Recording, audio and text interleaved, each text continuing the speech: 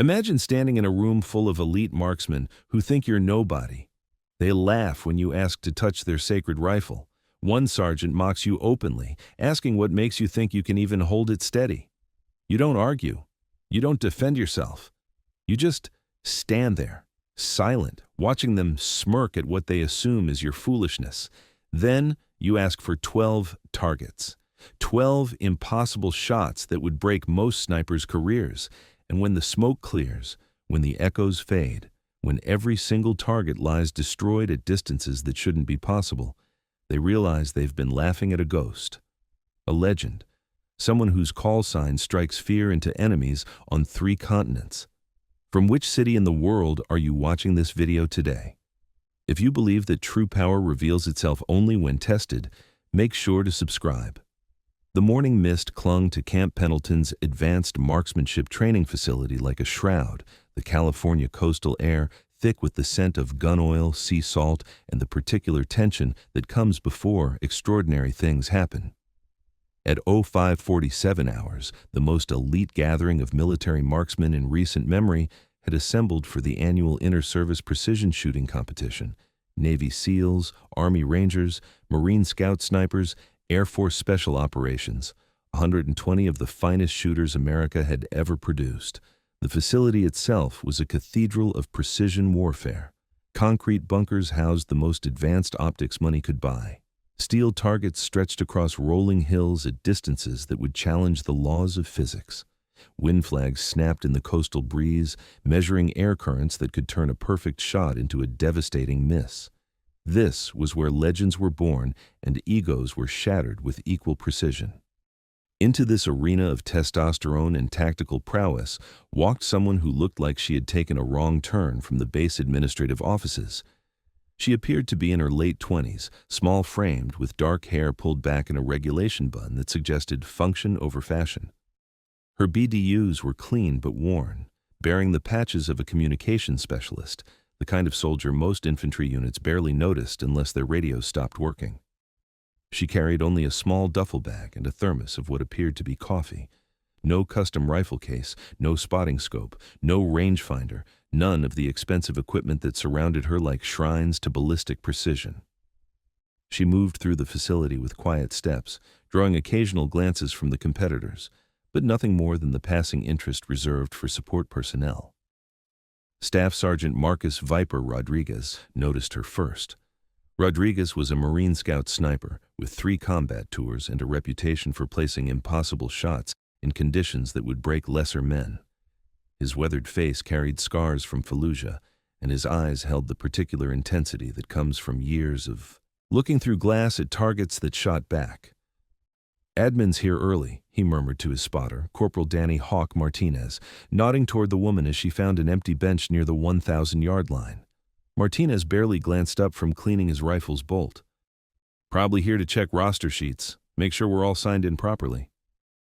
But something about her stillness caught Rodriguez's attention. She wasn't checking paperwork or looking for someone to report to. She sat quietly on the bench, hands folded, watching the early morning preparations with an intensity that seemed out of place for someone whose job was supposed to involve clipboards and digital forms. Her eyes tracked the movements of the competitors with a focus that suggested understanding rather than mere curiosity. Before we begin, make sure to subscribe to Military and Veteran Stories so you never miss these true tales of courage. And tell us in the comments, where are you watching from today? 20 feet away, Navy SEAL Chief Petty Officer Jake "Thunder" Morrison was holding court with his usual audience. Morrison was the kind of operator who had never met a story he couldn't improve with each telling. His dress uniform carried enough ribbons to constitute a small parade, and his voice carried the easy confidence of someone who had never been proven wrong in front of witnesses. "Range safety's getting soft," Morrison announced, his voice loud enough to carry across the firing line. "Letting support staff hang around during live fire exercises. Next thing you know, they'll be asking if they can try the equipment." His comment drew chuckles from the gathered shooters. These men had earned their places through blood, sweat, and accuracy measured in fractions of inches at impossible distances. The idea of a communications specialist trying to operate their precision weapons was genuinely amusing. The woman on the bench didn't react to Morrison's words. She didn't turn her head or shift her posture. She simply continued watching the range preparations with the same quiet intensity, as if Morrison's commentary was no more significant than the sound of wind through the target frames. Her lack of reaction seemed to embolden Morrison. He stood, coffee cup in hand, and walked closer to where she sat. His movement drew attention from other competitors who sensed entertainment about to unfold. "Ma'am," Morrison said, his tone carrying just enough respect to avoid outright insubordination while making clear his opinion of her presence. "You looking for someone? Admin building's back that way if you need to update some paperwork." She looked up at him then, meeting his eyes with a calm directness that some of the watching shooters found unexpectedly unsettling. When she spoke, her voice was quiet but clear, with a slight accent that suggested rural origins, maybe Montana or Wyoming, places where people learn to shoot before they learn to drive. "I'm here for the competition," she said simply. The words landed in the sudden silence like stones dropped into still water. Morrison's coffee cup paused halfway to his lips. Rodriguez looked up from his equipment check. Martinez stopped cleaning his bolt mid-stroke. Even the wind seemed to pause, as if the coastal breeze itself was uncertain how to respond. Morrison recovered first, his laugh sharp and dismissive. "Competition?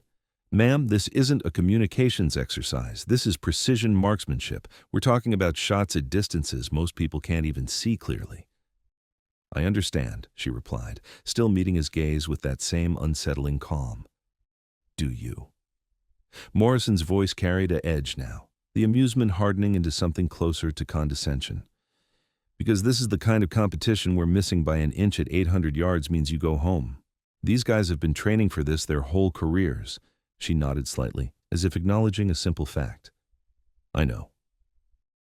The simplicity of her response seemed to frustrate Morrison more than defiance would have. He was used to backing down support personnel with displays of his expertise and experience. Her quiet certainty felt like a challenge to everything he understood about military hierarchy and capability. "What's your longest confirmed shot?" Morrison asked, his tone suggesting the question was more of a test than genuine curiosity. "I prefer not to discuss operational details," she said. The response sent a ripple of surprise through the watching group. Rodriguez raised an eyebrow. That particular phrase, operational details, wasn't communication specialist terminology. It was the kind of carefully worded deflection used by people whose work couldn't be discussed in open forums. Morrison's expression shifted, irritation beginning to replace amusement. "Well, unless you've got some kind of special authorization, I think you're in the wrong place. This facility is reserved for qualified marksmen today." She reached into her duffel bag with deliberate movements and withdrew a folded set of papers. When she handed them to Morrison, her fingers were steady, showing no sign of nervousness or uncertainty. Morrison unfolded the documents, his eyes scanning the official letterhead and authorization codes. His expression changed gradually from condescension to confusion, then to something approaching shock. "This can't be right," he muttered, reading the papers again more carefully. Rodriguez stepped closer, curiosity overcoming protocol. "What is it?" Morrison's voice had lost its earlier confidence. "She's got full authorization, signed by—" He paused, checking the signature line again. "Colonel Patricia Hayes, Special Operations Command." The name dropped into the gathering silence like a depth charge. Colonel Hayes was a legend in special operations circles, a woman who had broken barriers and set standards that most male operators struggled to meet. She didn't sign authorizations lightly, and she certainly didn't waste her influence on support personnel looking for adventure. "There must be some mistake," Morrison said, but his voice lacked conviction. The woman on the bench stood slowly, her movements still carrying that same deliberate calm that had marked her presence from the beginning. She held out her hand for the papers, and Morrison returned them with obvious reluctance. "No mistake," she said quietly. "I'm here to compete." As she spoke, a figure emerged from the range control building, Master Sergeant William Iron Mike Crawford, the facility's senior instructor, and a man whose reputation for precision shooting bordered on the mythological. Crawford had been training military marksmen for over 20 years, and his weathered face had seen every type of shooter the armed forces could produce. He walked directly toward the gathering group, his eyes fixed not on Morrison or the other competitors, but on the woman with the authorization papers. When he stopped in front of her, his voice carried the quiet authority of someone who had earned respect through decades of proven expertise. "You must be our mystery competitor," Crawford said. "Colonel Hayes called ahead, said we should expect someone unusual." The word unusual hung in the air with weight that none of the watching marksmen could quite interpret.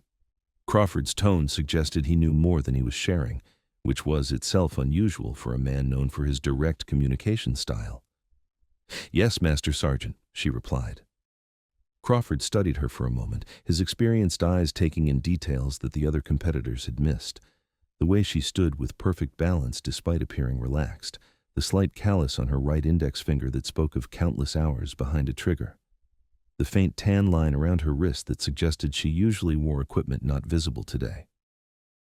"What should we call you for the competition?" Crawford asked. She hesitated for the first time since arriving, as if the question touched on something she preferred to keep private. When she answered, her voice was even quieter than before. Sarah Collins." Crawford nodded, making a note on his clipboard. "Well then, Sarah Collins, welcome to the Advanced Marksmanship Competition. I trust you brought appropriate equipment?" She gestured toward her small duffel bag. "Everything I need." Morrison couldn't stay silent any longer. "Master Sergeant, with all due respect, shouldn't there be some kind of qualification process? Some verification of capability before—" Crawford's gaze shifted to Morrison with the kind of look that had ended many young Marines' arguments before they fully formed. "Chief Morrison, Colonel Hayes' authorization is all the qualification I require, unless you're questioning the judgment of Special Operations Command?" Morrison's jaw tightened, but he shook his head. "No, Master Sergeant." "Excellent." Crawford turned back to Sarah. "Competition begins at 800. Opening challenge is precision shooting at known distances, followed by unknown distance estimation and engagement. Final phase involves, well, you'll see when we get there." As Crawford walked away, the group of competitors remained clustered around Sarah, their earlier amusement replaced by uncertainty and growing curiosity. Rodriguez stepped forward, his voice respectful but probing. "Sarah, I don't mean to pry, but what unit are you with? Your authorization mentions Special Operations Command, but your patches say Communications." Sarah's eyes met his with that same steady calm. "I do communications work for various units as needed." It was a non-answer that somehow managed to sound both truthful and completely evasive. Rodriguez recognized the technique. He'd used similar deflections when asked about classified operations. The morning sun climbed higher, burning away the coastal mist and revealing the full scope of the range complex. Targets stretched across rolling hills like geometric flowers blooming in the California landscape. Wind flags snapped with increasing urgency as the marine layer gave way to the day's atmospheric patterns. Sarah opened her duffel bag for the first time, revealing contents that made several of the watching marksmen blink in surprise. Her rifle was unremarkable at first glance, a standard military precision weapon system, well maintained but showing the kind of wear that spoke of extensive use rather than careful storage. But the details told a different story. The scope was a high-end model that cost more than most junior enlisted made in 2 months. The bipod showed signs of modification for rapid deployment in various terrain types. The stock had been customized with personal adjustments that suggested hundreds of hours spent perfecting the interface between shooter and weapon. More telling were the small personal items that surrounded the rifle in the bag. A worn leather shooting glove with specific padding patterns. A wind gauge so old and weathered it looked like it had survived multiple deployments. A small notebook wrapped in waterproof material, its pages filled with handwritten data tables and ballistic calculations in handwriting so precise it looked mechanical. "That's some serious equipment," Martinez observed, his tone shifting from amusement to professional interest. Sarah assembled her rifle with movements that spoke of muscle memory developed through countless repetitions. Her hands moved across the weapon's components, with the kind of familiarity that comes from using the same equipment in situations where failure means death. She performed function checks with unconscious precision, her fingers finding every control and adjustment point without her eyes ever leaving the target range. Morrison watched her preparations with growing unease. The woman assembling the rifle bore no resemblance to the communication specialist he had initially dismissed. Her movements were those of someone who lived and breathed precision shooting, not someone who occasionally handled weapons as a secondary duty. "Where did you train?" Rodriguez asked, genuine curiosity replacing his earlier skepticism. Sarah paused in her rifle assembly, considering the question. "Various places," she said finally, "wherever the mission required." Again, that careful non-answer that revealed nothing while suggesting everything. Rodriguez exchanged a look with Martinez, both men beginning to understand that they were witnessing something unusual, possibly something historic. As 800 approached, the competitors moved toward the firing line for the opening ceremony. Crawford stood before the assembled marksmen, his voice carrying clearly across the range as he outlined the day's challenges. Standard precision shooting would be followed by unknown distance engagements, then a special challenge phase that would test skills beyond mere accuracy. "Gentlemen," Crawford announced, his eyes scanning the group before settling briefly on Sarah. "And lady, today's competition will push your abilities to their absolute limits. The final challenge will involve scenarios that some of you may find professionally relevant." The phrase carried undertones that several of the special operations personnel recognized immediately.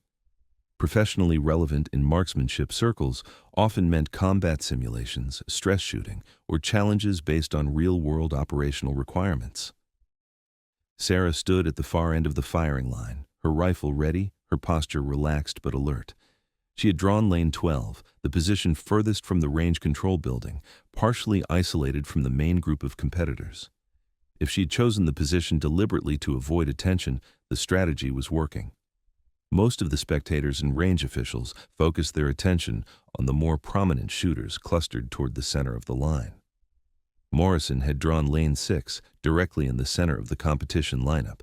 His pre-competition routine was elaborate and public, equipment checks performed with theatrical precision, breathing exercises designed to showcase his meditation discipline, conversations with other competitors that established his credentials and experience. Rodriguez occupied lane 8, his preparation more subdued but equally professional. He moved through his pre-shooting checklist with the methodical precision of someone who had performed these same actions in places where missing meant failing the mission and the people depending on him. At exactly 800, Crawford's whistle pierced the morning air. The first phase of competition began with precision shooting at known distances, 600, 800, and 1,000 yards. Each competitor would fire 5 rounds at each distance, with scoring based on group size and proximity to center mass. The firing line erupted in controlled chaos as 24 elite marksmen began their engagement sequences. The sound of precision rifles filled the air with a rhythmic percussion that spoke of disciplined violence and focused intention.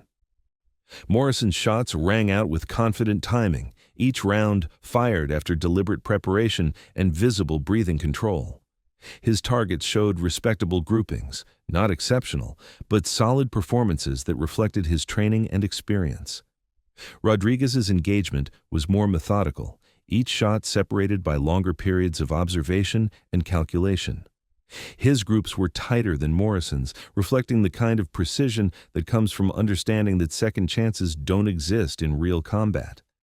But at lane 12, something different was happening. Sarah's first shot broke cleanly at 600 yards, the round striking within 2 inches of dead center. Her second shot, fired less than 30 seconds later, impacted half an inch from the first. By her 5th shot, she'd created a group that could be covered by a quarter.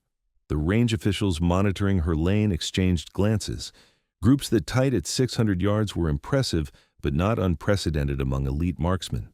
But Sarah's shooting rhythm was unlike anything they had seen before, smooth, consistent, with no wasted time or motion between engagements. As the 800-yard phase began, more attention started drifting toward lane 12. Sarah's first shot at the extended range struck within inches of center mass. Her follow-up shots impacted so close to the first that spotters needed magnification to distinguish individual bullet holes.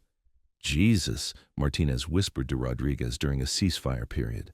"Look at lane 12. Rodriguez turned his spotting scope toward Sarah's target and let out a low whistle. Her 800-yard group measured less than 3 inches, a performance that would be considered exceptional for most competition shooters and nearly impossible for someone whose primary military occupation was communications. Morrison, overhearing the conversation, swiveled his own scope toward Sarah's lane. His face darkened as he processed what he was seeing. Her performance wasn't just good, it was making his own respectable shooting look amateur by comparison. As the 1,000-yard phase commenced, word had spread among the competitors and range officials. Conversations between shooting strings focused increasingly on the mysterious woman in Lane 12, who was outperforming seasoned special operations marksmen with apparent ease.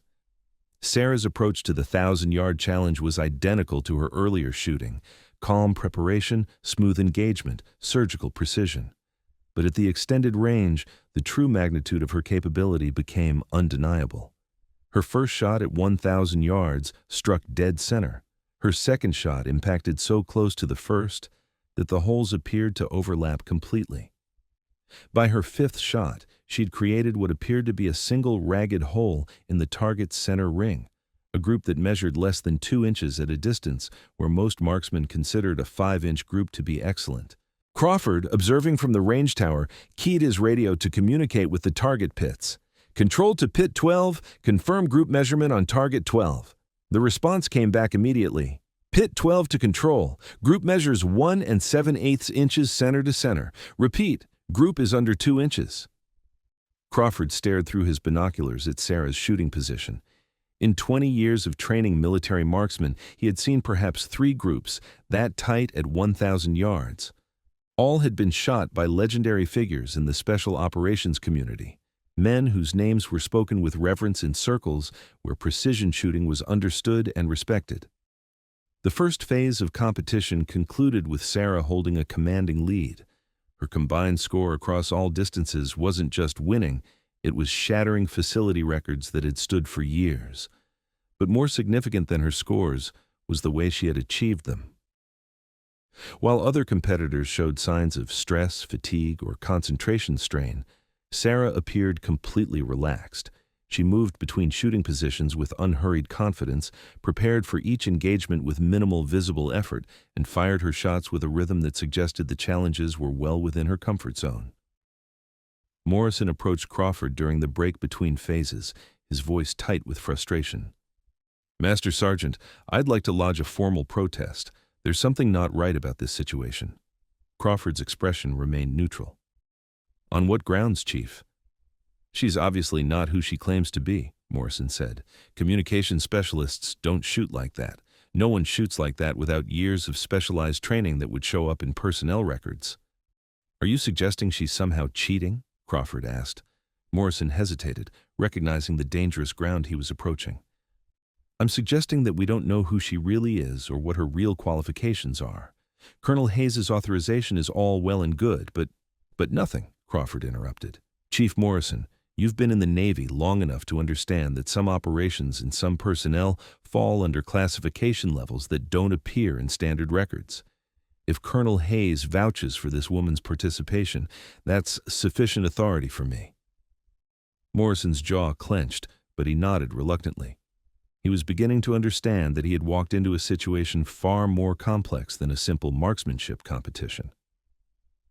As the second phase of competition prepared to begin, unknown distance shooting where competitors would need to estimate range and environmental factors without assistance, Sarah sat quietly at her shooting position, cleaning her rifle with the same methodical precision she had shown all morning. Rodriguez approached her position during the extended break, his earlier skepticism replaced by professional curiosity and growing respect. "Sarah," he said, stopping a respectful distance from her shooting mat, "I've been competing in precision shooting for 8 years, and I've never seen anything like what you just did. Where did you learn to shoot like that?" She looked up from her rifle cleaning, meeting his eyes with that same calm directness that had marked all her interactions.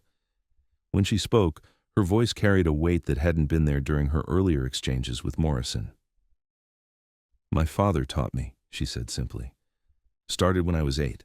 He said precision was about more than hitting targets. It was about understanding yourself, your equipment, and your environment so completely that the shot becomes inevitable rather than hopeful." Rodriguez nodded, recognizing the philosophy behind her words. It was the kind of shooting doctrine taught in the most advanced precision courses, refined through real-world application in situations where missing meant failing the mission. "Your father military?" Rodriguez asked. Sarah's pause before answering was brief but noticeable.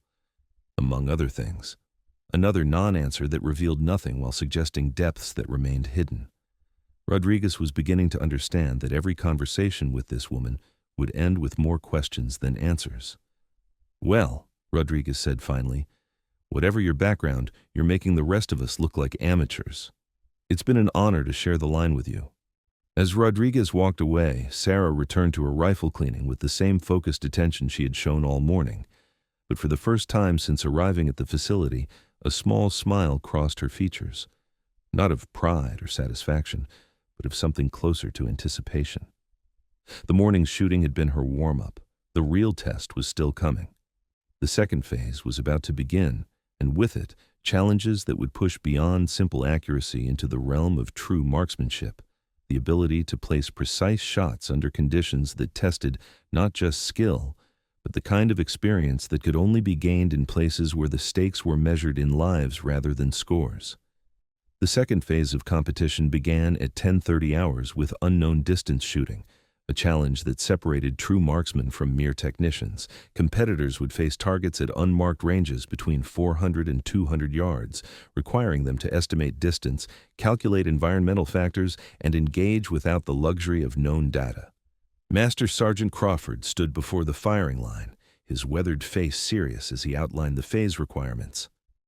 "Gentlemen and lady, you'll have 30 seconds to estimate range and engage each target. No laser rangefinders, no ballistic computers, no assistance from spotters. This is pure marksmanship, the kind of shooting that wins battles and saves lives when technology fails." The targets themselves were deliberately challenging, steel silhouettes positioned at various elevations across the rolling terrain, some partially concealed by vegetation, others placed against backgrounds that made range estimation difficult. Wind flags scattered across the range showed conflicting patterns, indicating the kind of atmospheric conditions that could turn a perfect shot into a complete miss. Morrison took his position at lane 6 with obvious confidence. Unknown distance shooting was one of his specialties, and he had spent years perfecting techniques for rapid range estimation. He pulled out a small notebook filled with his personal data, reference points, environmental calculations, and shooting solutions refined through countless hours of practice. Rodriguez prepared with his characteristic methodical approach, studying the targets through his scope while mentally cataloging the visual cues that would help him estimate distances. His spotter, Martinez, stood ready to call wind conditions and provide atmospheric updates. At lane 12, Sarah's preparation was markedly different from the other competitors. She didn't consult notes or engage in elaborate pre-shooting routines. Instead, she stood quietly behind her rifle, her eyes moving across the range with the kind of systematic observation that suggested she was reading the environment like a familiar book. She studied the mirage rising from sun-heated ground, the movement patterns of vegetation at different distances, the subtle changes in target clarity that indicated atmospheric distortion. Her assessment was rapid but thorough, covering details that most shooters would miss or dismiss as irrelevant. Crawford's whistle initiated the first engagement sequence. "Target Alpha, engage when ready." Target Alpha appeared to be positioned at approximately 650 yards, though the rolling terrain and lack of clear reference points made precise estimation challenging.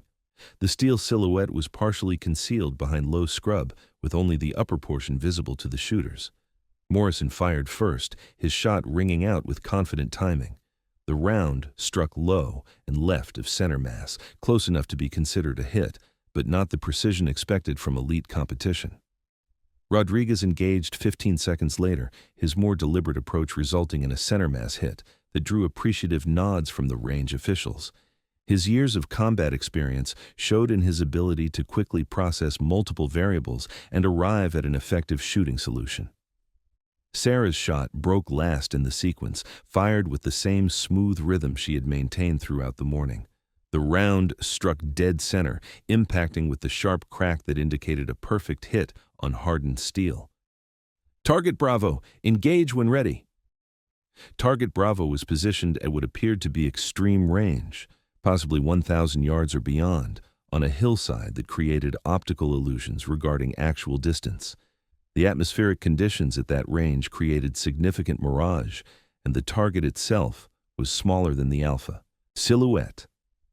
Morrison's second shot missed completely, the round impacting somewhere in the dirt beyond the target. His face darkened with frustration as he realized his range estimation had been significantly off. Rodriguez took longer to engage, studying the target through his scope while making mental calculations. His shot connected with the lower edge of the target, a hit, but one that indicated uncertainty about the precise range and environmental factors. Sarah fired with the same unhurried precision, her shot striking center mass with an impact that echoed clearly across the range. The hit was so perfectly centered that several range officials exchanged glances of disbelief. Crawford keyed his radio. "Control to all pits. Confirm hits on target Bravo."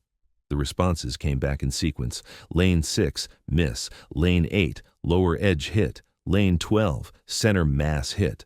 As the unknown distance phase continued, a pattern emerged that created increasing tension along the firing line. Morrison, despite his years of training and competition experience, was struggling with the challenging conditions. His shots were connecting, but his groupings were loose, and his confidence was visibly shaken. Rodriguez was performing well, his combat experience serving him effectively in the demanding scenarios. His hits were consistent, and his shooting rhythm remained steady, marking him as a serious contender for the overall competition victory. But Sarah's performance transcended the merely exceptional and entered territory that bordered on the impossible.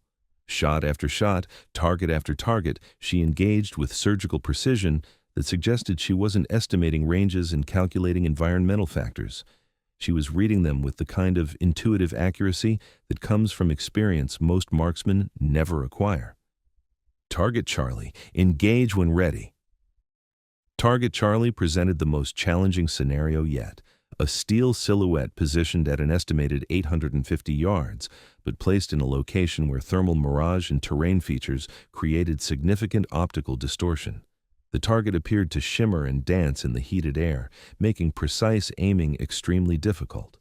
Morrison's shot missed by several feet, his frustration now openly visible as he slammed his fist against his shooting mat. Rodriguez connected with the outer edge of the target, a respectable hit given the conditions. Sarah's round struck dead center with the same devastating accuracy she had shown throughout the phase. Crawford lowered his binoculars, his expression thoughtful. In 2 decades of training military marksmen, he had never witnessed shooting of this caliber. Sarah wasn't just winning the competition, she was demonstrating capabilities that exceeded anything in his experience. During a brief ceasefire period while targets were reset for the final unknown distance scenario, Morrison approached Sarah's position with barely controlled anger. "This is bullshit," Morrison said, his voice low but intense. "Nobody shoots like that without specialized training that would show up in records. Who the hell are you, really?" Sarah looked up from her rifle, meeting Morrison's hostile stare with calm eyes. When she spoke, her voice remained level and controlled. "I'm exactly who I said I am," she replied simply. "Communications specialists don't make shots like that," Morrison pressed. "I've been shooting competitively for 12 years, and I've never seen anything approaching what you're doing. So I'll ask again, who are you?" Before Sarah could respond, Rodriguez appeared beside Morrison, his presence a calming influence on the increasingly tense situation. "Chief Morrison," Rodriguez said quietly, "maybe we should focus on our own shooting instead of questioning other competitors' qualifications." Morrison's jaw tightened, but he stepped back from Sarah's position. As he walked away, his voice carried clearly across the firing line. "This isn't over." Sarah watched him go, then returned to her rifle preparation with the same methodical precision she had shown all morning. But several of the watching competitors noticed a subtle change in her demeanor, a slight tension in her shoulders that hadn't been there before, as if Morrison's confrontation had touched on something she preferred to keep private. Crawford's whistle signaled the final unknown distance engagement. Target Delta, engage when ready. This is your final scored shot of the phase. Target Delta was positioned at maximum range, somewhere beyond 200 yards, in a location that pushed the limits of both equipment and human capability. The steel silhouette appeared as little more than a dark speck against the hillside, visible only through high-magnification optics. Environmental conditions at that range included complex wind patterns, significant atmospheric distortion, and elevation changes that affected ballistic trajectory. This was the kind of shot that separated elite marksmen from legendary ones, the type of engagement that required not just technical skill, but an almost supernatural understanding of ballistics, environment, and equipment capabilities. Morrison prepared for the shot with obvious desperation, knowing that his earlier misses had effectively eliminated him from competition contention. His preparation was elaborate and time-consuming, involving multiple range estimates and extensive environmental calculations. When he fired, the shot missed the target completely.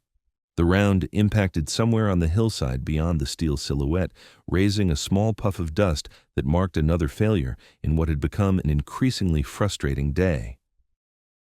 Rodriguez took his time, understanding that this shot would likely determine his final standing in the competition. His preparation was thorough and professional, involving careful study of environmental indicators and multiple confirmation checks of his shooting solution. His shot connected with the target, striking near the left edge, a remarkable hit given the extreme range and challenging conditions. The impact drew applause from the watching range officials and competitors, recognizing the exceptional skill required to connect at such distance. Sarah's final preparation was notably different from her earlier routine. She spent longer behind the rifle, studying the target through her scope with intensity that suggested she was processing information beyond simple range estimation and environmental factors. When she fired, the shot seemed to hang in the air forever, the bullet's flight time at extreme range creating a suspended moment where success and failure balanced on the edge of physics and probability. The impact came as a sharp crack that echoed across the entire range complex. The round struck the center of the steel silhouette with devastating precision, creating a hit so perfectly placed that it seemed to defy the laws of ballistics and probability. Silence fell across the firing line like a physical weight. Competitors stared downrange through spotting scopes, confirming what their ears had already told them. Range officials checked and double-checked their measurements, unable to fully process what they had witnessed. Crawford keyed his radio with hands that weren't entirely steady. Control to Pit Delta, confirm impact on target Delta. The response came back immediately. Pit Delta to control, dead center hit, perfect score. The words fell into silence so complete that the coastal breeze seemed loud by comparison. 23 elite marksmen had just witnessed shooting that transcended their understanding of what was humanly possible. Rodriguez was the first to break the silence. "Jesus Christ," he whispered, his voice carrying a mixture of awe and disbelief. "How is that even possible?" Morrison stood frozen at his position, his face cycling through emotions, shock, disbelief, and a growing realization that he was witnessing something far beyond his experience or understanding.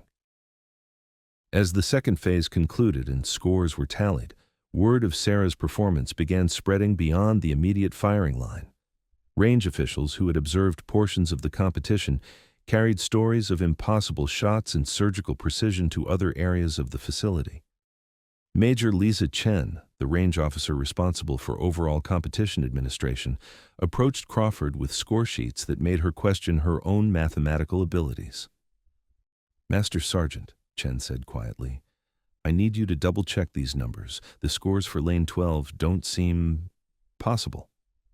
Crawford reviewed the papers, his experienced eyes confirming what Chen had calculated. Sarah's combined scores across both phases weren't just winning. They were shattering every facility record by margins that defied explanation. "The math is correct, Major," Crawford confirmed. "I've been watching her shoot all morning, and I still don't entirely believe what I'm seeing." Chen studied the scores again, then looked toward Lane 12, where Sarah was quietly cleaning her rifle. "Who is she really?" I'm beginning to think that's the right question, Crawford replied. But I'm not sure anyone here has the clearance to answer it. The implications of his words weren't lost on Chen. In the military precision shooting community, there were certain programs and certain individuals whose capabilities and identities remained classified at levels that exceeded normal operational security. As news of Sarah's performance spread, other personnel began arriving at the range complex. First came additional range officials, drawn by reports of record-breaking shooting. Then came senior officers from various units stationed at Camp Pendleton, their curiosity piqued by whispered accounts of impossible marksmanship. Among the new arrivals was Colonel Marcus Webb, commanding officer of the base's Special Operations Training Group. Webb was a veteran of multiple deployments who had worked with some of the most elite marksmen in the American military. His presence at the range suggested that Sarah's performance had attracted attention at the highest levels of the base command structure. Webb positioned himself in the observation area behind the firing line, his eyes fixed on Sarah's position as she prepared for the third and final phase of competition.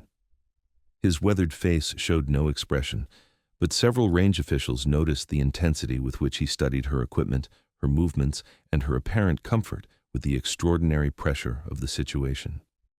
Rodriguez approached Morrison during the break between phases, his voice carrying concern rather than triumph. "Chief," Rodriguez said quietly, "maybe we should dial back the hostility. I'm starting to think we don't understand what we're dealing with here." Morrison's jaw was tight with frustration and wounded pride. "What are you suggesting?" "I'm suggesting that someone who shoots like that isn't a communications specialist, no matter what her paperwork says," Rodriguez replied. "And if she's not what she appears to be, then we might be making enemies we can't afford to make." Morrison looked toward Sarah's position, where she sat in quiet conversation with Master Sergeant Crawford. Even from a distance, there was something in their body language that suggested Crawford was treating her with a level of respect that went beyond normal instructor-student interaction.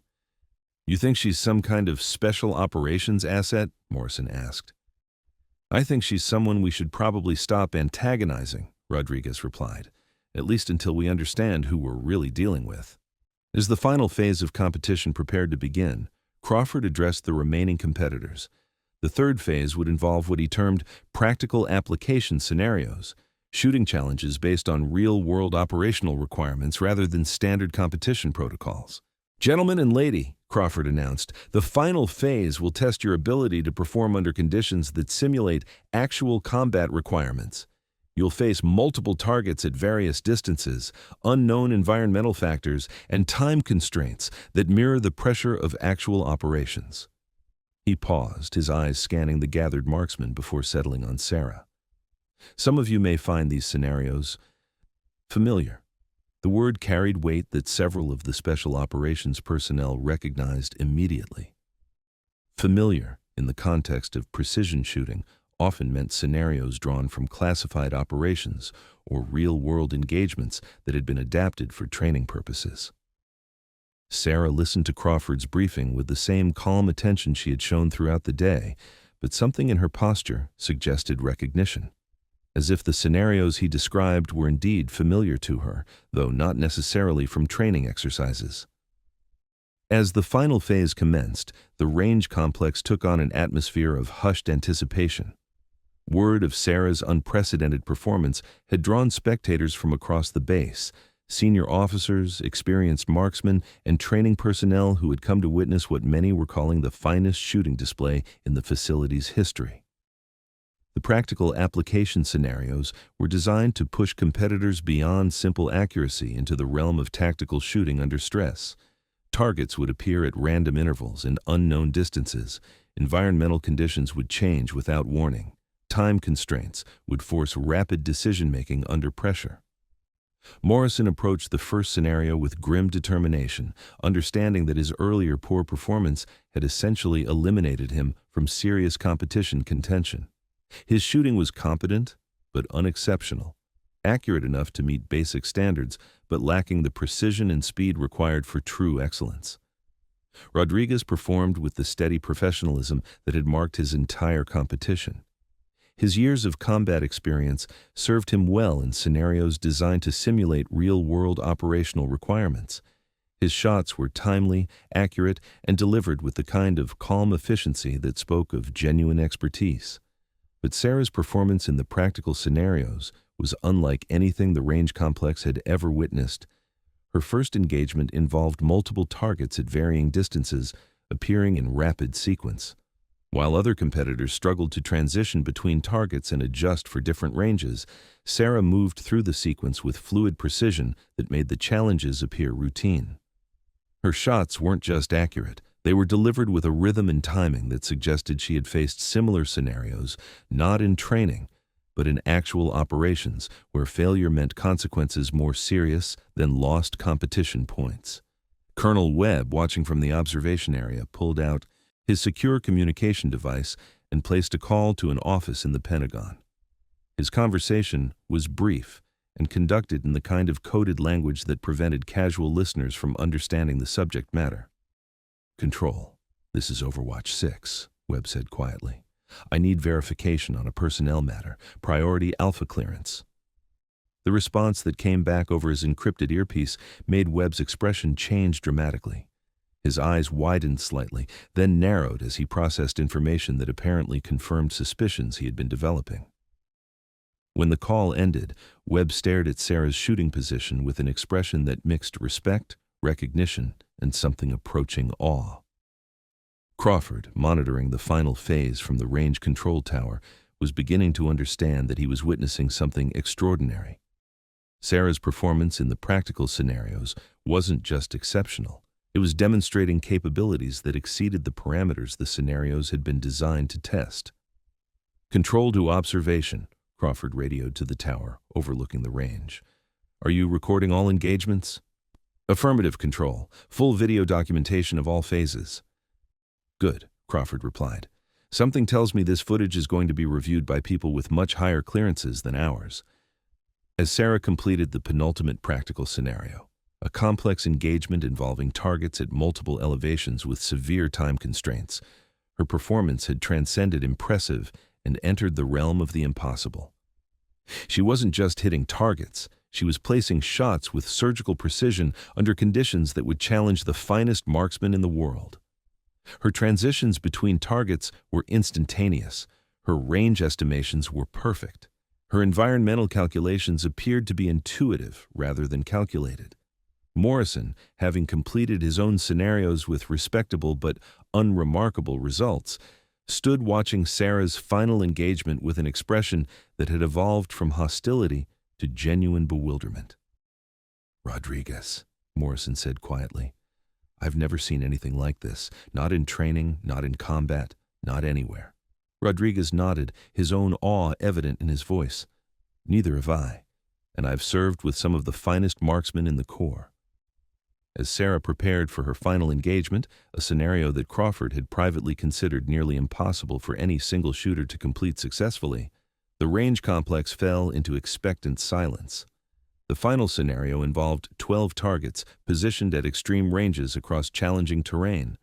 The targets would appear in random sequence for limited exposure times.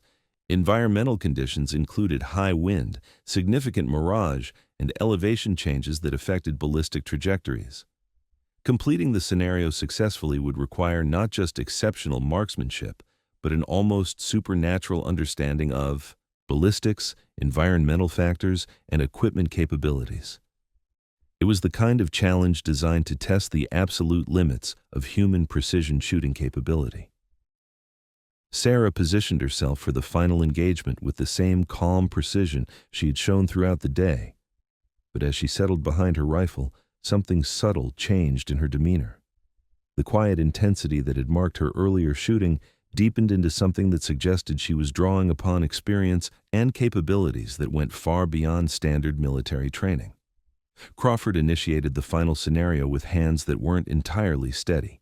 In 20 years of training military marksmen, he had never witnessed shooting of this caliber. What was about to unfold would either confirm Sarah as one of the finest marksmen he had ever encountered, or reveal her as something even more extraordinary. The first target appeared at estimated 800 yards, exposed for only 8 seconds. Sarah's shot broke cleanly, striking center mass with devastating accuracy. The second target appeared at 200 yards, visible for only 6 seconds through heavy mirage. Her round impacted dead center. Target after target appeared and fell to Sarah's precision. Each engagement was more challenging than the last, pushing the boundaries of equipment capability and human skill. Yet her shooting remained consistent, accurate, and delivered with a rhythm that suggested the extreme challenges were well within her comfort zone. As the 12th and final target appeared, positioned at maximum range under the most challenging conditions, Crawford held his breath. This shot represented the absolute limit of what the range complex could offer, designed to be nearly impossible for any single shooter to complete successfully. Sarah's final shot broke with the same clean precision that had marked all her engagements. The round traveled the extreme distance through complex atmospheric conditions, tracking toward a target that appeared as little more than a dark speck against the distant hillside. The impact came as a sharp crack that echoed across the entire range complex. The round struck the center of the target with devastating accuracy, completing a perfect 12 for 12 performance that shattered every conception of what was humanly possible in precision shooting. The silence that followed was absolute. 23 elite marksmen, dozens of range officials, and multiple senior officers stood frozen in recognition that they had just witnessed something that transcended their understanding of marksmanship and entered the realm of legend. If you're hooked on this story, make sure to subscribe and turn on notifications so you never miss an upload. Your support means everything and helps me bring you more inspiring military stories like this one. The silence that followed Sarah's perfect 12-shot performance stretched across the range complex like a held breath. 23 elite marksmen stood, frozen, their minds struggling to process what they had witnessed. The targets downrange bore testimony to shooting that transcended human capability and entered the realm of legend. Master Sergeant Crawford was the first to move. He climbed down from the range control tower with deliberate steps, his weathered face carrying an expression that mixed awe with recognition. In 20 years of training military marksmen, he had never witnessed precision of this magnitude. But more than that, something about Sarah's shooting had triggered a memory. Fragments of classified after-action reports, whispered stories from special operations personnel, references to a shooter whose capabilities bordered on the mythological. As Crawford approached Sarah's position, his mind raced through possibilities. The precision, the rhythm, the apparent ease with which she had completed scenarios designed to be nearly impossible, all of it pointed toward an explanation that he was only beginning to understand. Sarah stood beside her rifle, calmly cleaning the bolt with the same methodical precision she had shown throughout the competition. She didn't celebrate her performance or acknowledge the stunned silence around her. She simply performed post-shooting maintenance as if completing 12 impossible shots was routine, because Crawford was beginning to realize, for her, it probably was. "Sarah," Crawford said as he stopped beside her shooting position. His voice carried a weight that made several nearby competitors turn their heads. "That was the finest display of marksmanship I've ever witnessed." She looked up from her rifle cleaning, meeting his eyes with the same calm directness that had marked all her interactions. "Thank you, Master Sergeant." "Where did you really learn to shoot like that?" Crawford asked, his voice quiet enough that only she could hear. Sarah's pause before answering was brief but significant. When she spoke, her words carried a gravity that hadn't been present during her earlier exchanges. "Places where missing wasn't an option," she said simply. Crawford nodded slowly, understanding more than she had directly revealed.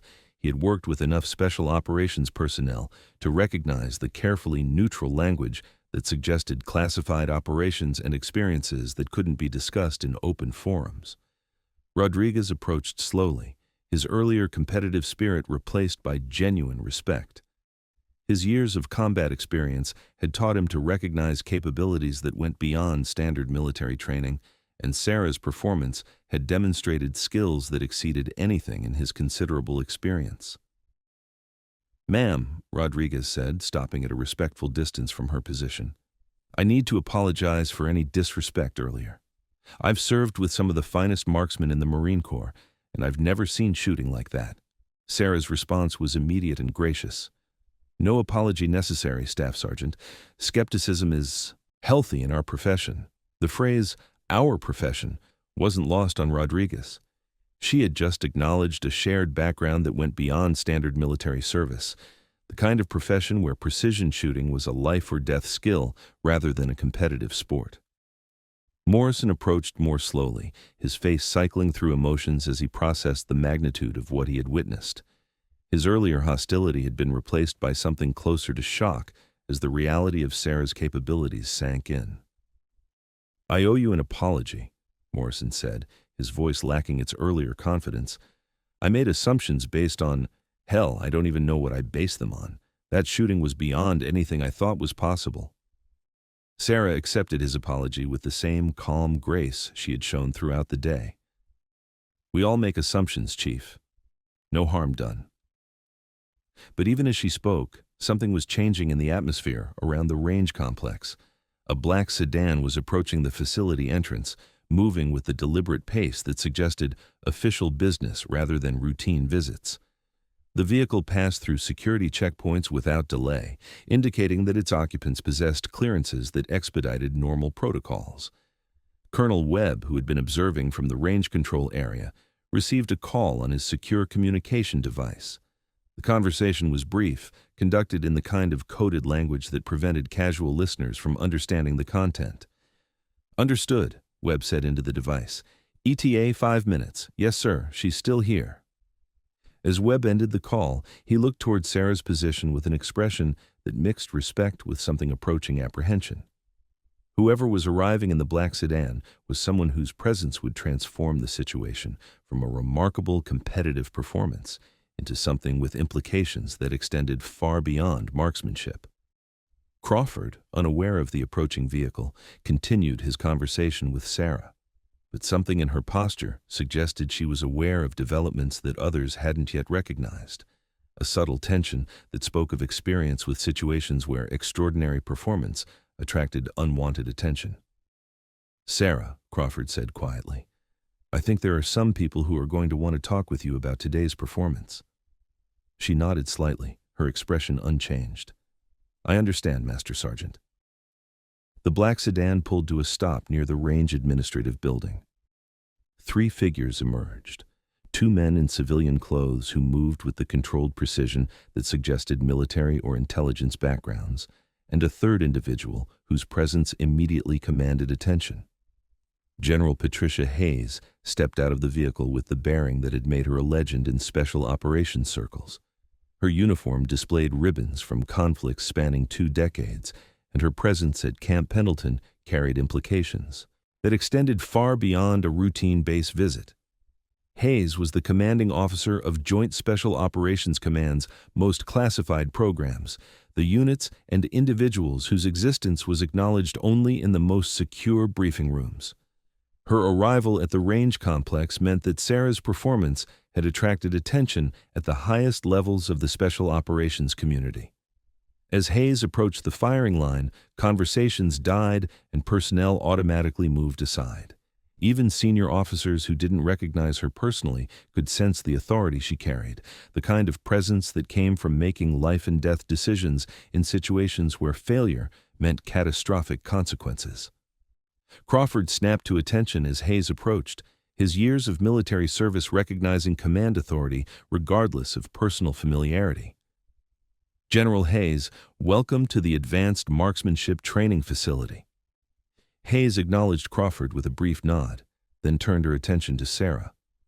For a long moment, the 2 women studied each other in silence. Hayes with the assessing gaze of someone evaluating an asset, Sarah with the calm composure of someone who had been expecting this encounter. "Miss Collins," Hayes said finally, her voice carrying the quiet authority that had earned respect throughout the special operations community. Or should I say, Iron Reaper? The words fell into the sudden silence, like stones dropped into still water. Around the firing line, 23 elite marksmen froze as they processed what they had just heard. Iron Reaper wasn't just a call sign, it was a legend whispered in the most secure corners of the special operations community. Rodriguez felt his breath catch in his throat.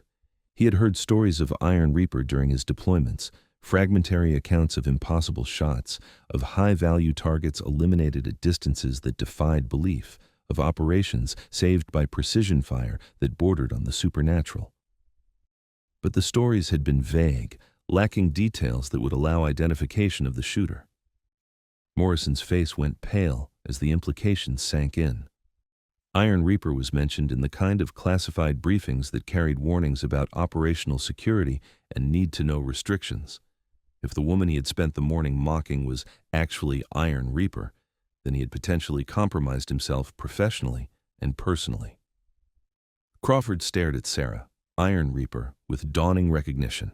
Fragments of classified after-action reports suddenly made sense. References to long-range precision fire that had turned the tide of critical operations. Mentions of a contractor whose capabilities exceeded standard special operations parameters. Sarah met Hayes' gaze without flinching, but her posture carried a subtle tension that suggested she had hoped to avoid this level of exposure. "General Hayes," Sarah replied quietly, "I was hoping to compete without drawing attention." Hayes smiled slightly, an expression that mixed amusement with professional respect. "Iron Reaper, when you shoot 12 perfect targets under impossible conditions, you tend to draw attention whether you want it or not." The confirmation of Sarah's identity rippled through the watching personnel like an electric shock. Whispered conversations began immediately as people processed the reality that they had been in the presence of one of the most legendary figures in modern special operations. How many confirmed kills? Rodriguez found himself asking, then immediately regretted the question as Hayes fixed him with a stare that could cut steel. "That information is classified at levels that exceed your clearance, Staff Sergeant," Hayes replied coolly. But Sarah answered anyway, her voice quiet but clear. "I don't count kills. I count missions accomplished and people brought home safely." The response carried a weight that silenced any further questions. This wasn't someone who kept score for personal satisfaction. This was a professional whose focus remained on operational success rather than individual achievement. Hayes gestured for Sarah to join her away from the main group, and they walked toward a position that offered privacy while remaining visible to the watching personnel. Their conversation was conducted in voices too low for others to overhear, but their body language suggested a discussion between professionals who shared backgrounds that others couldn't access. Crawford used his radio to call for additional security around the range complex. Word of Iron Reaper's presence would spread rapidly through military intelligence channels, and protecting her identity and location had suddenly become a matter of operational security. Morrison stood frozen at his shooting position, his mind racing through every interaction he had had with Sarah throughout the day. The casual dismissals, the mocking comments, the outright hostility, all of it directed at someone whose capabilities and accomplishments exceeded anything in his experience. "Jesus Christ," Morrison whispered to Rodriguez. "I've been giving Iron Reaper shit all morning. Do you know what kind of operations she's been involved in?" Rodriguez shook his head, but his expression suggested he was beginning to understand the magnitude of Morrison's mistake. Iron Reaper wasn't just another special operations asset. She was a legend whose exploits had influenced strategic outcomes in conflicts that most people would never know about. Hayes and Sarah concluded their private conversation and returned to the main group. Hayes's expression was businesslike but respectful, suggesting that whatever they had discussed had been resolved to her satisfaction. "Gentlemen," Hayes announced, her voice carrying clearly across the firing line, "you have had the privilege today of witnessing a demonstration by one of the finest precision marksmen in the world. Iron Reaper's service record includes operations that have shaped strategic outcomes in conflicts spanning 3 continents. She paused, her eyes scanning the faces of the assembled competitors. "Her identity and capabilities are classified at the highest levels. What you have witnessed today will not be discussed outside secure channels. Her presence here was part of an evaluation process that has now concluded successfully." The implications of Hayes's words settled over the group like a heavy blanket. They had not just witnessed exceptional marksmanship, they had been part of some kind of classified assessment or demonstration whose purpose extended beyond simple competition. Hayes turned to Crawford. Master Sergeant, I'll need copies of all video documentation from today's competition. The footage will be classified at top secret level and handled through appropriate channels. Crawford nodded immediately. Yes, ma'am. All recordings will be transferred to your custody. As Hayes spoke, 2 additional vehicles arrived at the range complex, unmarked SUVs that carried personnel whose presence suggested this situation involved security considerations beyond normal base operations. The new arrivals positioned themselves at strategic points around the facility, creating a discreet security perimeter. Sarah, Iron Reaper, stood quietly during these arrangements, her expression unchanged by the attention her identity had attracted. She had returned to cleaning her rifle with the same methodical precision she had shown all morning, as if having her legendary status revealed was simply another aspect of a routine day. Rodriguez approached her position one final time, his voice carrying deep respect mixed with curiosity.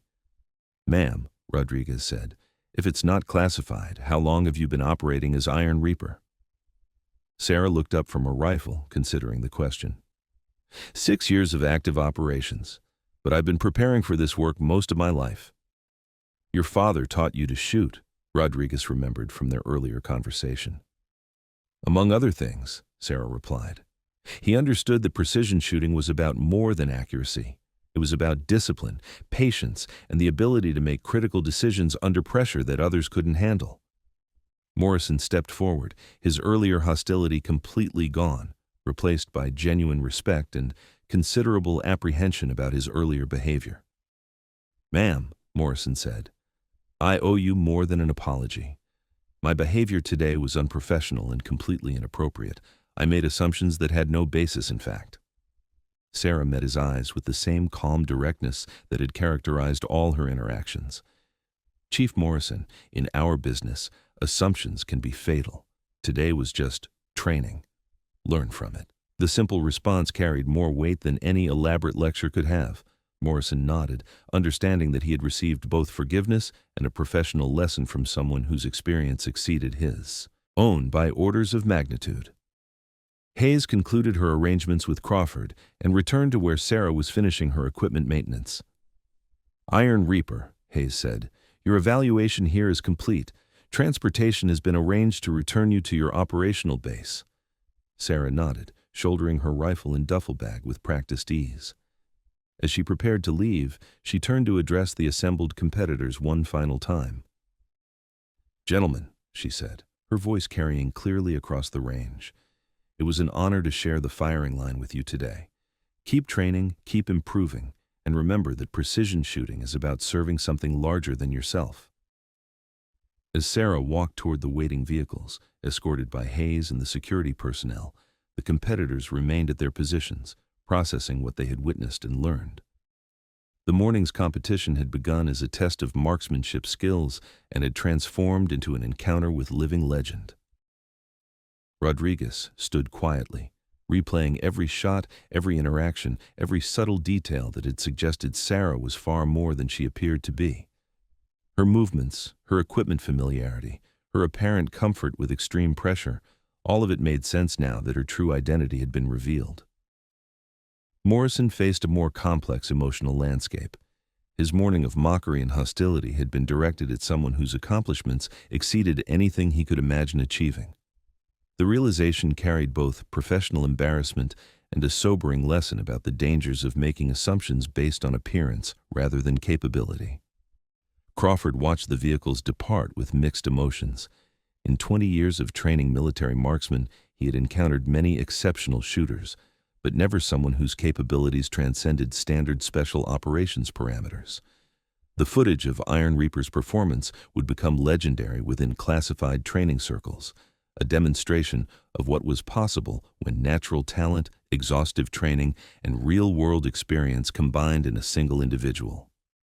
As the black vehicles disappeared beyond the range entrance, normal operations slowly resumed at the facility. But the atmosphere had permanently changed. Every person who had witnessed Iron Reaper's performance carried the knowledge that they had encountered something extraordinary, a reminder that the most capable individuals often operated in shadows, their accomplishments known only to those with the clearances and need to know that allowed access to classified operations. Rodriguez gathered his equipment slowly, his mind still processing the morning's revelations. He had served with elite marksmen throughout his career, but Iron Reaper represented something different, a level of capability that existed beyond normal military structures and operated according to requirements that most personnel would never understand. Morrison packed his gear with uncharacteristic quiet, his usual confident commentary replaced by sober reflection. The morning's competition had delivered a lesson about humility and the dangers of underestimating others based on superficial impressions. More importantly, it had provided a glimpse into the world of special operations at its highest levels, a realm where capabilities and identities remained hidden from all but the most essential personnel. Crawford secured the range facility and began the process of classifying and transferring the day's video documentation. The footage would eventually reach training facilities and briefing rooms where it would serve as both inspiration and instruction for future generations of precision marksmen. But Iron Reaper herself would remain a ghost, a legend whose existence was acknowledged in whispered conversations and classified reports, but whose true identity remained protected by security protocols that recognized her value as an operational asset. As the sun climbed higher over Camp Pendleton, the advanced marksmanship training facility returned to its normal rhythm of training and evaluation. But for 23 elite marksmen, 1 master sergeant, and multiple senior officers, the morning had delivered a lesson that would influence their understanding of capability, humility, and the extraordinary individuals who operate in the shadows of national security. The range targets still bore the evidence of Iron Reaper's perfect performance, 12 impossible shots that had redefined what these experienced professionals believed was humanly possible. But the woman who had fired those shots had vanished back into the classified world where legends lived and worked, leaving behind only the memory of precision so perfect it bordered on supernatural. In the administrative building, Crawford completed his final reports on the day's competition. The official records would show that a communications specialist named Sarah Collins had achieved record-breaking scores in all phases of the advanced marksmanship competition. But the truth, that Iron Reaper had used the competition as cover for an operational evaluation, would remain classified at levels that ensured the story would never be told outside the most secure channels. 3 hours after Iron Reaper's departure, Morrison sat alone in the base mess hall, staring at a cup of coffee that had long since gone cold. His mind replayed every moment of his interaction with the most legendary marksman he would likely ever encounter, and every replay made his behavior seem more foolish and potentially dangerous. Rodriguez found him there, setting down his own tray and taking a seat across from his fellow competitor. "Rough morning," Rodriguez observed. Morrison looked up with an expression that mixed embarrassment with genuine concern. "I've been thinking about what could have happened if I'd pushed harder, gotten more aggressive with her." Rodriguez nodded slowly. "People like Iron Reaper don't reveal themselves unless they choose to.